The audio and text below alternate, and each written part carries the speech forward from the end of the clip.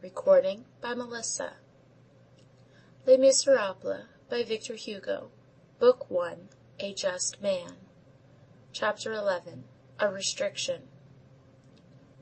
We should incur a great risk of deceiving ourselves, were we to conclude from this that Monseigneur Welcome was a philosophical bishop or a patriotic curé. His meeting, which may also be designated as his union, with Conventionary G, left behind it in his mind a sort of astonishment, which rendered him still more gentle. That is all.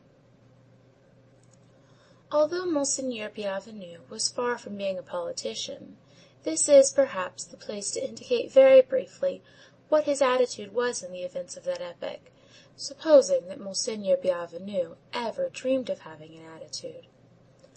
Let us then go back a few years. Some time after the elevation of Monsieur Myriel to the episcopate, the emperor had made him a baron of the empire, in company with many other bishops. The arrest of the Pope took place, as everyone knows, on the night of the 5th to the 6th of July, 1809. On this occasion, Monsieur Myriel was summoned by Napoleon to the synod of the bishops of France and Italy, convened at Paris. This synod was held at Notre Dame, and assembled for the first time on the 15th of June, 1811, under the presidency of Cardinal Fesch.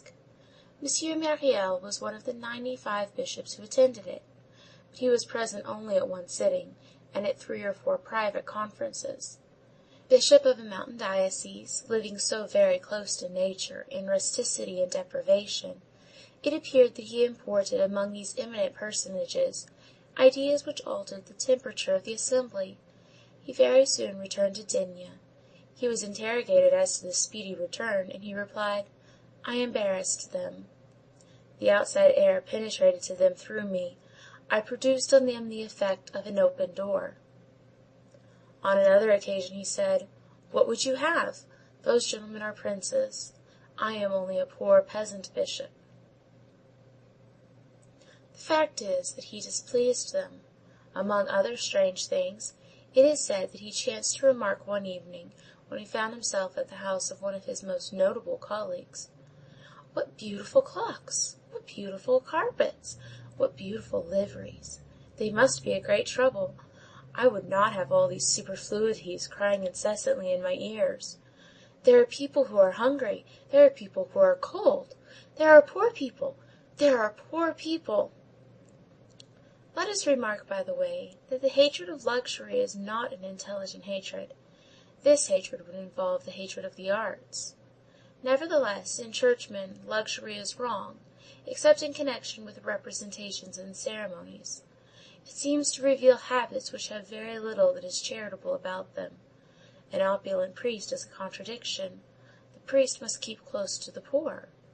Now, can one come in contact incessantly night and day with all this distress, all these misfortunes and this poverty, without having about one's own person a little of that misery, like the dust of labor?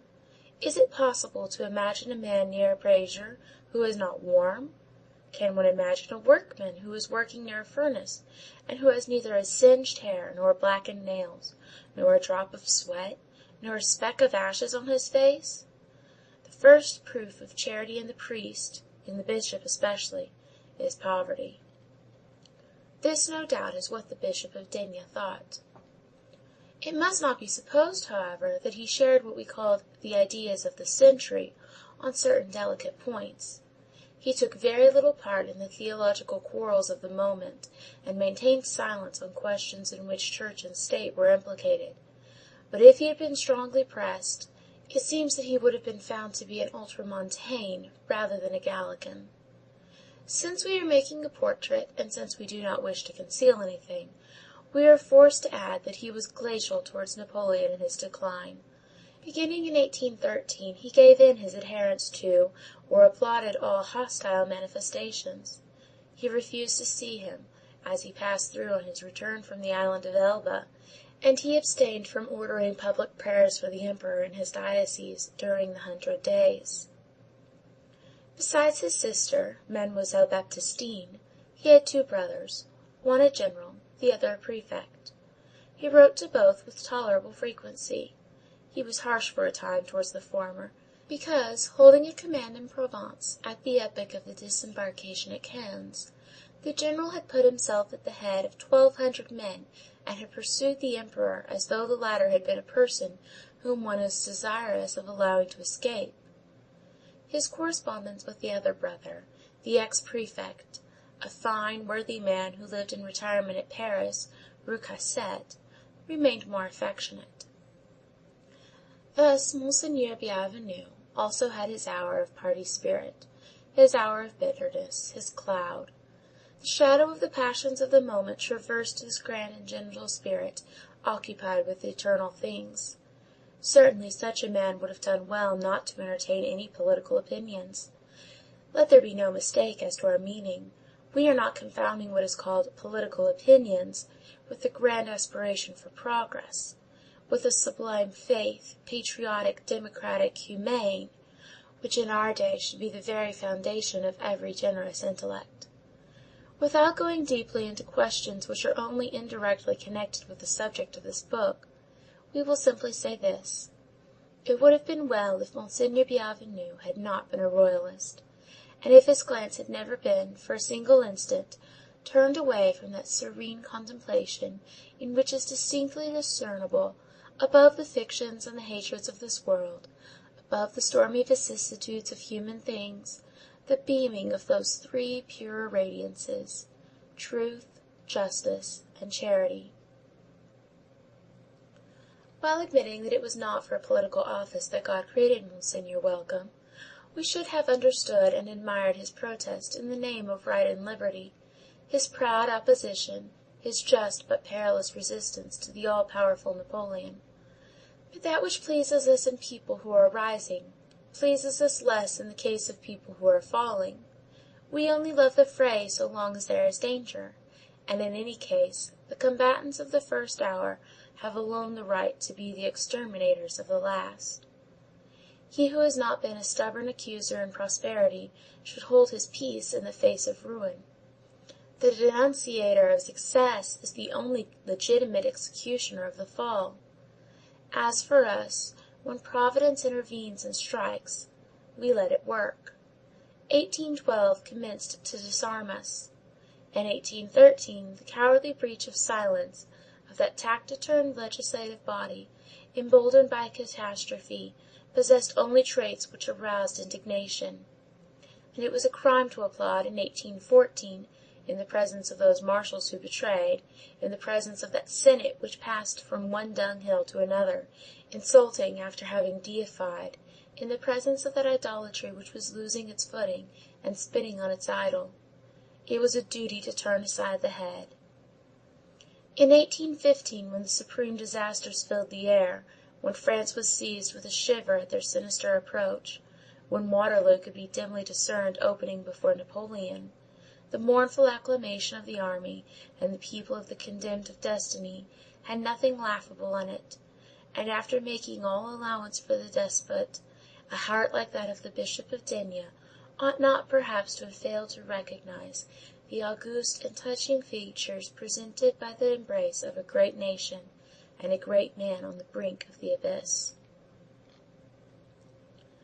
With this exception, he was in all things just, true, equitable, intelligent, humble, and dignified, beneficent and kindly, which is only another sort of benevolence. He was a priest, a sage, and a man. It must be admitted that even in the political views with which we have just reproached him, and with which we are disposed to judge almost with severity, he was tolerant and easy, more so, perhaps, than we who are speaking here. The porter of the town hall had been placed there by the Emperor.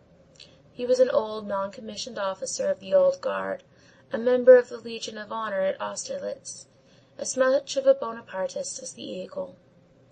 This poor fellow occasionally let slip inconsiderate remarks, which the law then stigmatized as seditious speeches.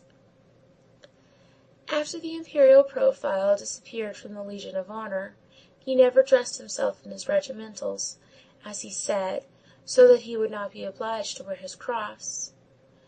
He had himself devoutly removed the imperial effigy from the cross which Napoleon had given him. This made a hole, and he would not put anything in its place. "I will die," he said, "rather than wear the three frogs upon my heart." He liked to scoff aloud at Louis XVIII. "The gouty old creature in English gaiters," he said. "Let him take himself off to Prussia with that queue of his." He was happy to combine in the same imprecation the two things which he most detested, Prussia and England. He did it so often that he lost his place. There he was, turned out of the house, with his wife and children, and without bread. The bishop sent for him, reproved him gently, and appointed him beadle in the cathedral. In the course of 9 years, Monseigneur Bienvenu had, by dint of holy deeds and gentle manners, filled the town of D—— with a sort of tender and filial reverence. Even his conduct toward Napoleon had been accepted and tacitly pardoned, as it were, by the people, the good and weakly flock who adored their emperor, but loved their bishop. End of Book 1, Chapter 11. Recording by Melissa.